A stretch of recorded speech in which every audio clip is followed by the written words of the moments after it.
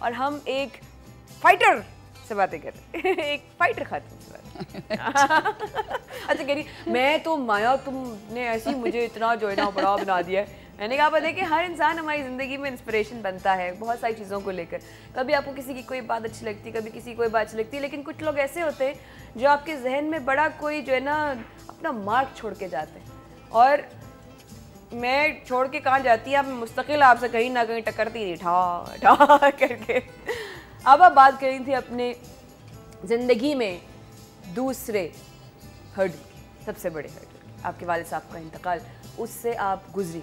ہاں بڑی ہمت ایک ظاہر ہے.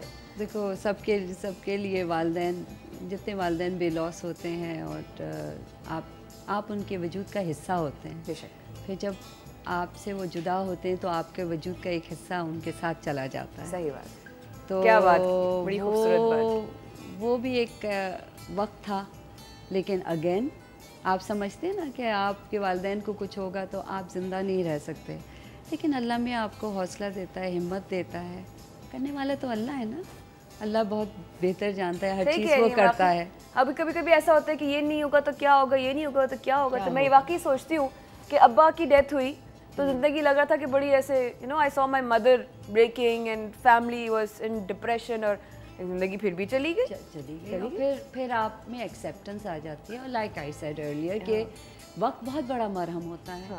اور اللہ میاں اگر انسان بڑا ریزیلینٹ ہے مایا, اگر وہ نہ ہو تو وہ نہیں سہ سکے گا, کیونکہ اللہ میاں نے انسان کو بنایا اور ساتھ میں اس نے اس کے ساتھ یہ پرابلمز اور اچھائیاں اور برائیاں زندگی کی رکھی ہیں.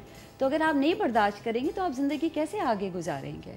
تو جتنی وہ محبت دل میں ڈالتا ہے اپنے والدین کے لیے, اور والدین میں محبت ڈالتا ہے بچوں کے لیے, تو وہ پھر but you have to pick up the pieces and go on with life, اور آپ چلتے ہیں. تو جو سیکنڈ ابو کے انتقال کے بعد I went into depression again.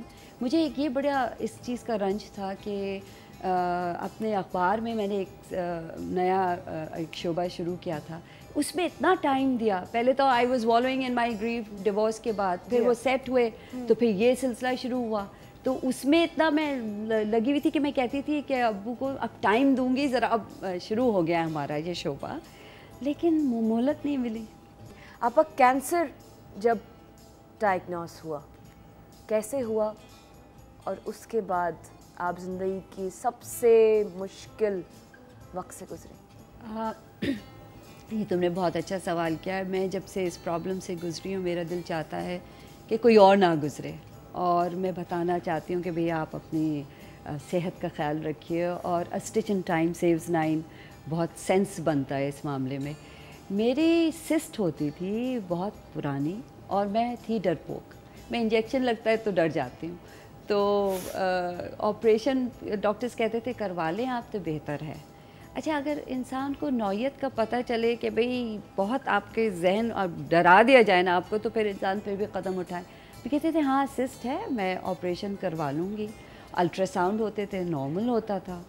پھر اس کے بعد میں نے سوچا کہ میں کروا لوں آپریشن, لیکن پتہ نہیں کیا ہوا کہ بس اللہ کو یہ منظور تھا کہ میری طبیعت خراب ہونا شروع ہوئی. جیسے کبھی الٹیاں آ جاتی تھیں, کبھی پیٹ میں تکلیف, پیٹ خراب ہو جانا. اور اس وقت تک آپ کو اپنے اس بیماری کی بالکل نہیں. تو ڈاکٹر کے پاس گئے تو اس نے کہا اچھا بھئی یہ پیٹ خراب ہے, آپ یہ دوا کھا لیے, کیونکہ یہ تو وائرل انفیکشن ہوتا ہے, اور پیٹ یہاں پہ تو پانی صحیح نہیں ہوتا ہے, تو اکثر لوگوں کے پیٹ خراب ہوتے ہیں. تو اس طرح سے وہ 3 مہینے آپ کھائیں گے, پھر خراب ہو جاتا ہے, پھر کھائیے دوا, تو یہ چلتا رہتا ہے. سو میں اپنی دوائیں کھاتی رہی, اس کا علاج ہوتا رہا.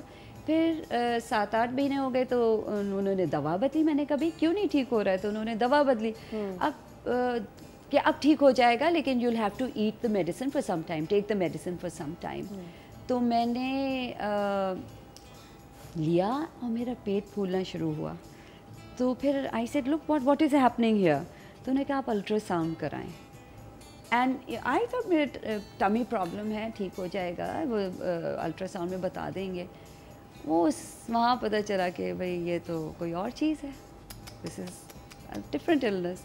بس یہ چیز سب سے پہلے آپ کو بتائی گئی اسی وقت. وہ you are not suppose to do that, but I said بھئی کیا, وہ سوال کرتی رہی آپ کی تکلیف, آپ کو کبھی کچھ پتہ چلا, آپ نے پہلے الٹرا ساؤنڈ کرایا. میں نے کہا 1 سال پہلے کرایا تھا.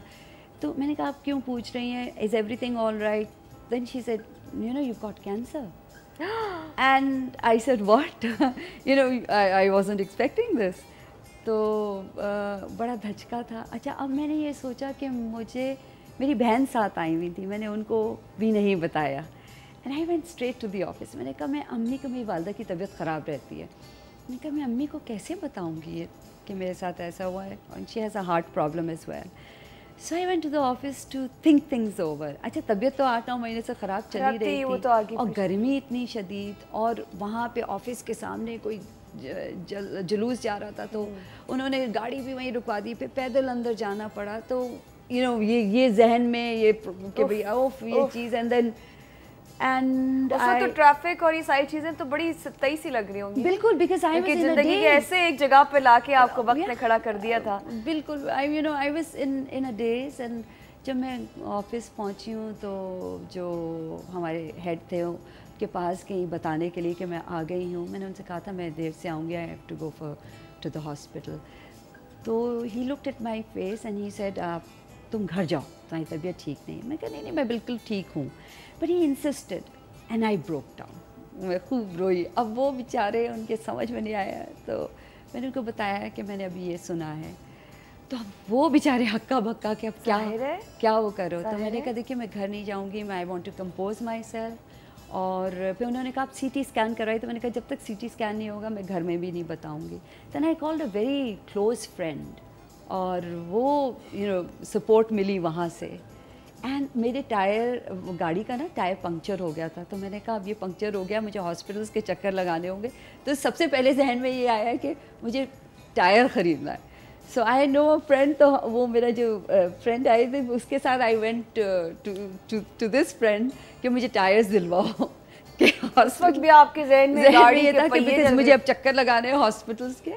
سو آئی تو پھر وہ گھر جب گئے تو you know everyone said بھی آپ کا الٹرا ساؤنڈ ہوا ہے, کیا ہوا ہے بتائیں. ایسے نہیں سب ٹھیک ہے, بس تھوڑا سا سی ٹی اسکین ہوگا. تو اب شکل دیکھ کے تو تھوڑا سا اندازہ ہو جاتا ہے نا.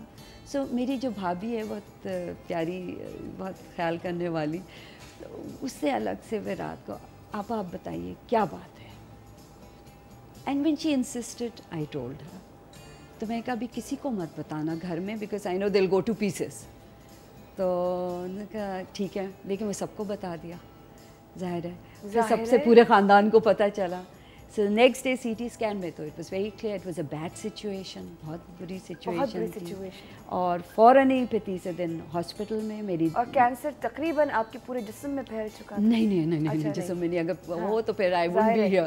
وہ بہت پھیل چکا تھا, مطلب وہ سسٹ بہت پھیل گئی تھی. اور میری خوش قسمتی, اللہ میاں کا کرم, اللہ بڑا رحیم و کریم ہے.